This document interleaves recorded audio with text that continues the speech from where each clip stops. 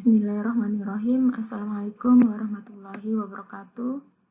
Ketemu lagi dengan saya, Yaya Sakdia, guru SMK Negeri 1 Indramayu, mengampu mata pelajaran proyek IPAS.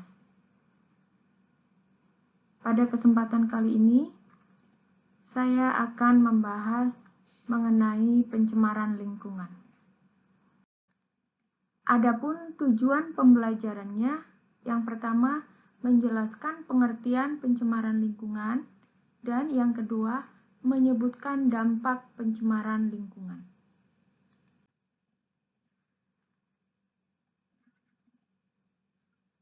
Pencemaran lingkungan atau polusi merupakan dampak dari tindakan manusia yang dapat menyebabkan kondisi buruk terhadap lingkungan.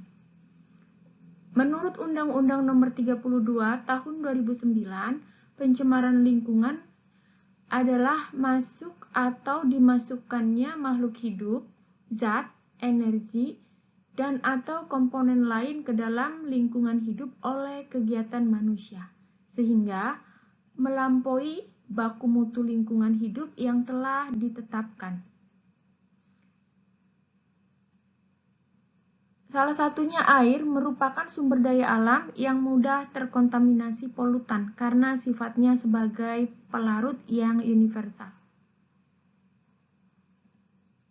Air digolongkan menurut peruntukannya sebagai berikut. Golongan A, air yang dapat digunakan sebagai air minum. Golongan B, air yang dapat digunakan sebagai air baku, air minum. Dan golongan C, air yang dapat digunakan untuk keperluan perikanan atau peternakan. Golongan D, air yang dapat digunakan untuk keperluan pertanian dan dapat dimanfaatkan untuk usaha perkotaan, industri, pembangkit listrik tenaga air. Pencemaran udara. Minimal udara yang bersih memiliki kandungan oksigen sebesar 20%. Polutan yang menyebabkan pencemaran udara antara lain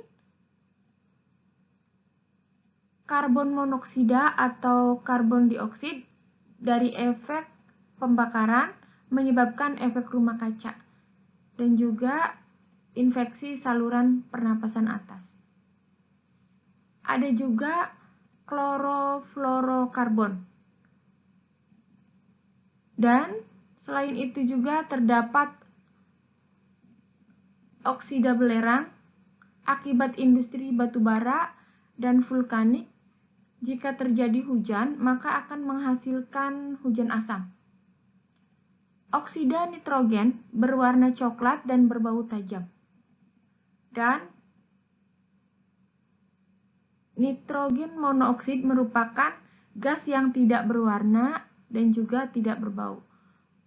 Komponen organik volatil seperti gas metan dan juga benzen sebagai pengurai mikroorganisme, namun mempunyai bau yang sangat menyengat.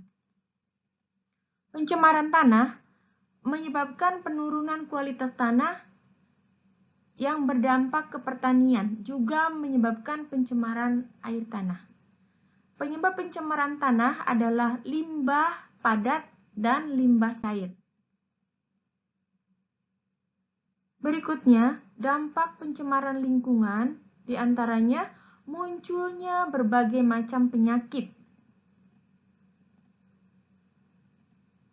punahnya spesies, terdapat ledakan hama yang menyebabkan kematian predator,